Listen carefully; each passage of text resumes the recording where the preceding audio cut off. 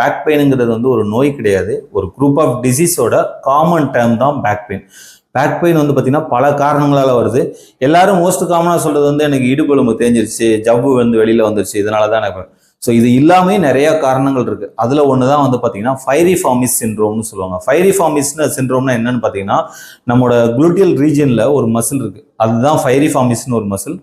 அந்த மசில் ஏற்படக்கூடிய ஒரு விதமான கன்ட்ராக்ஷன்னால வரக்கூடிய பெயின் தான் பைரிஃபார்மிஸ் சிண்ட்ரோம் அப்படின்னு சொல்றாங்க. அந்த மசிலுக்கு நீங்க நம்ம ஒண்ணுமே செய்யணும்னா ஜஸ்ட் ஒரு சின்ன ஸ்ட்ரெச்சிங் சீட்டட் பொசிஷன்ல நீங்க பண்ணீங்கனாலே அந்த மசில் ரிலாக்ஸ் ஆயிரும். ஒன்ஸ் ரிலாக்ஸ் ஆயிடுனா உங்களுக்கு பேக் பெயினே ரிலீஃப் ஆயிரும். இது ரெண்டு ஸ்ட்ரெச்சிங் எக்ஸசைஸ் சொல்றேன். இது நீங்க சீட்டட் பொசிஷன்லேயே பண்ணலாம்.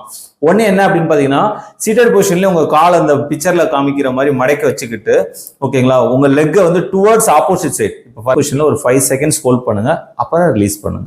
ரெண்டாவது என்ன அப்படின்னு பாத்தீங்கன்னா, அது வந்து ஃபார்வர்டா லீன் பண்ண போறோம். அப்படி லீன் பண்றது மூலமாவும் ஸ்ட்ரெச்சிங் நீங்க ஃபீல் பண்ணலாம்.